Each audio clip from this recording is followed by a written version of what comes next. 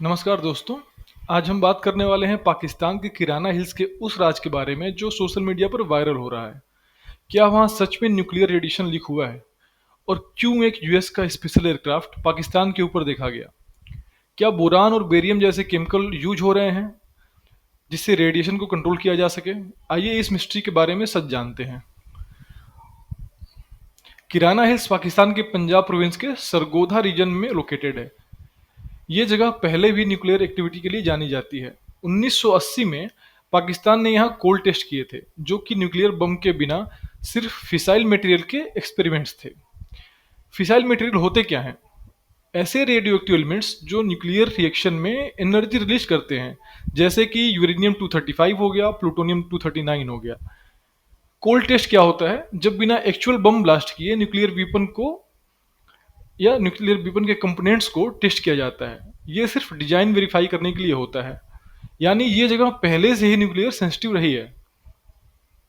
Recent reports और satellite data के according किराना hills के आसपास कुछ अनयूजुअल रेडिएशन स्पाइक डिटेक्ट हुए हैं।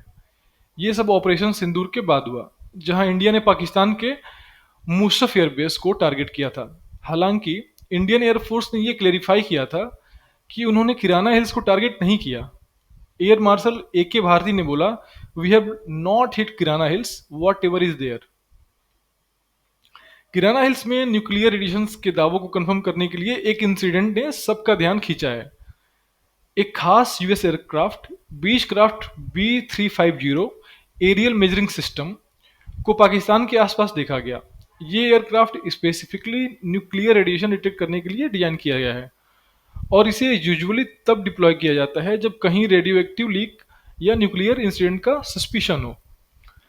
फ्लाइट ट्रैकिंग प्लेटफॉर्म जैसे फ्लाइट रेडर 24 के डेटा के मुताबिक इस एयरक्राफ्ट, जिसका टेल नंबर था N111SZ, ने कुछ समय के लिए पाकिस्तान के एयर स्पेस में एंट्री की। ये वही पीरियड था जब इंडिया के ऑपरेशन सिंदूर के बाद पाकिस्तान के Musharraf airbase means Sargodha airbase और सराउंडिंग एरियाज में रेडियो एक्टिव लीक की रिपोर्ट सामने आ रही थी। इस एयरक्राफ्ट की प्रेजेंस दिखाती है कि इंटरनेशनल लेवल पर न्यूक्लियर सेफ्टी को लेकर काफी सीरियस कंसर्न बना हुआ था। अब कुछ रिपोर्ट्स के अकॉर्डिंग पाकिस्तान ने इमरजेंसी रेडिएशन कंट्रोल के लिए बोरान और बेरियम जैसे केमिकल्स यूज किए हैं। बोरान न्यूट्रॉन एब्जॉर्ब करता है, इसलिए ये न्यूक्लियर रिएक्टर्स और रेडिएशन कंटेनमेंट में यूज होता है। बेरियम भी रेडिएशन शील्ड प्रोवाइड करता है। ये मटेरियल्स वहाँ मिस्र से रिपोर्टेडली इंपोर्ट किए गए हैं, और इससे ये कंफर्म होता है कि कुछ तो वहाँ रेडिएशन से रिलेटेड इशू चल रहा है। एक और इंटरेस्टिंग ट्विस्ट ये था कि इजिप्ट के कुछ ऑफिशियल्स पाकिस्तान विजिट पे आए थे। कुछ एक्सपर्ट्स कहते हैं कि उनका विजिट भी न्यूक्लियर फैसिलिटी से रिलेटेड था। साथ ही यूएस सर्विलांस प्लेन का वहां होना ये दिखाता है कि दुनिया भर की न्यूक्लियर एजेंसीज पाकिस्तान की एक्टिविटीज पर नजर बनाए हुए हैं। एक्सपर्ट ओपिनियंस क्या बोलते हैं? मिलिट्री हिस्टोरियन टॉम कूपर ने बोला है कि पाकिस्तान अपने न्यूक्लियर वेपन्स को प्रोटेक्ट नहीं कर पा रहा है। अगर ये सच है तो ये पूरे साउथ एशिया के लिए एक न्यूक्लियर थ्रेट बन सकता है। रेडिएशन एक्सपर्ट्स का कहना है कि अगर टाइमली कंटेनमेंट ना किया गया तो ये रीजन वाइड हेल्थ हैजार्ड बन सकता है। तो दोस्तों, किराना हिल्स की मिस्ट्री अभी पूरी तरह सॉल्व नहीं हुई है, लेकिन इतना जरूर है कि कुछ सीरियस न्यूक्लियर इशू वहां चल रहा है। बोरान और बेरियम का यूज, यूएस एयरक्राफ्ट की प्रेजेंस और रेडिएशन मॉनिटरिंग, ये सब सिग्नल्स हैं कि सिचुएशन नॉर्मल नहीं है।